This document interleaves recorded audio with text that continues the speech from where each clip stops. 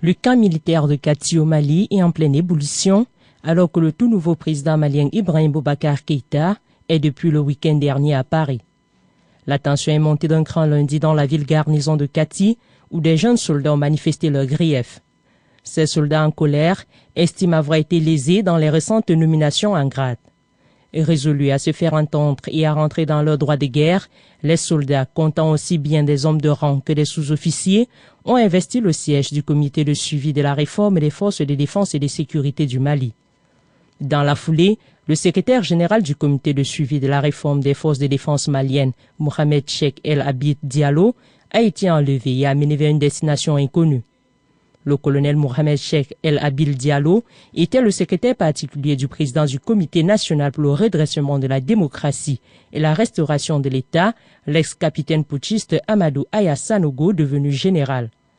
Les soldats mécontents reprochent au colonel Mohamed Cheikh El Abid d'avoir empêché leur promotion en grade, annotant leur nom de la liste de la cinquantaine de militaires ex-putschistes qui ont récemment bénéficié d'avancement de grade à titre exceptionnel.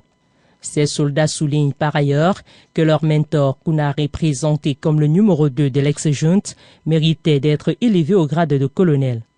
Le 22 mars 2012, un coup d'État militaire mené notamment par le capitaine Amadou Aya Sanogo avait renversé le régime du président Amadou Toumani Touré. L'histoire se répétant, en août dernier, le gouvernement de transition malienne a remercié le capitaine pour son coup de force en l'élevant au grade de général du corps de l'armée. Au Sénégal, le Forum civil s'invite dans l'oral de la grave pénurie d'eau qui frappe depuis plus de 2 semaines maintenant plusieurs quartiers de la capitale Dakar. L'organisation de la société civile soupçonne en fait une nébuleuse dans la gestion de l'eau potable, eu égard à une étude menée récemment et à travers laquelle le Forum a constaté entre autres des risques liés pour certains acteurs au renouvellement du contrat d'affermage et qui ferait peser de sérieuses menaces sur la pérennisation du contrat institutionnel de gouvernance du secteur. Fort de ce constat donc, le Forum civil, invoquant entre autres l'article 8 de la Constitution du 22 janvier 2001, qui reconnaît le droit à l'information plurielle des citoyens, exige de l'État sénégalais la mise en place rapide avant la signature de l'avenant numéro 7 portant renouvellement du contrat liant l'État via la Société nationale des eaux du Sénégal à l'opérateur privé la Sénégalaise des eaux, d'un comité d'évaluation du contrat d'affermage. Le comité en question devant être composé notamment des représentants de l'État, de la société civile, des syndicats et des bailleurs de fonds ainsi que des associations de consommateurs. Le renouvellement du contrat, précise le Forum civil, devra pour partie dépendre des résultats de cette évaluation, mais également de la réappréciation des enjeux stratégiques actuels autour de la gestion de l'eau au Sénégal.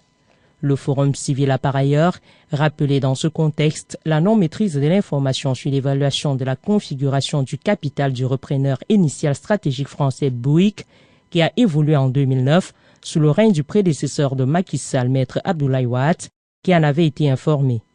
Évoquant un communiqué de presse de Bouygues daté du 3 novembre 2009, le Forum rappelle que les activités de gestion de l'eau au Sénégal était dans le portefeuille de cette société française via sa filiale Fina Gestion lors de la cession de Sor en 2005, avant que l'opérateur français ne cède en juillet 2008 29,3% du capital de Fina Gestion à l'américain Emergy Capital Partners, puis 35,7% du même capital au même opérateur. Au Soudan, face à la grogne sociale persistante, le président Omar El-Béchir essaye de calmer le jeu. Le président soudanais a promis des augmentations de salaire alors que les contestataires exigent son départ et la mise sur pied d'un gouvernement de transition. Khartoum a toutefois prévenu qu'elle ne reviendra pas sur la hausse des prix du carburant et prolonger la fermeture des écoles jusqu'au 20 octobre prochain. Des mesures qui, de toute évidence, ne conviennent pas aux acteurs politiques nationaux. Le parti de l'opposition Congrès populaire de Kamel Oumar a affirmé qu'il n'acceptera aucune solution autre qu'une transition assurée par un gouvernement provisoire consensuel allant jusqu'à inclure les forces révolutionnaires armées, tandis qu'une trentaine de cadres du Congrès national parti au pouvoir ont adressé au gouvernement Béchir une déclaration dénonçant la répression des contestations et appelé au respect des droits de l'homme et de manifestation. La suppression des subventions sur le carburant a poussé des milliers de Soudanais dans les rues et depuis plus d'une semaine, des vagues de manifestations secouent le pays, suivies de violentes et sanglantes répressions de l'armée gouvernementale. Le Soudan d'Omar el-Béchir, arrivé au pouvoir en 1989 par un coup d'État, est confronté à une grave crise économique depuis sa séparation officielle avec la partie sud du pays le 9 juillet 2011.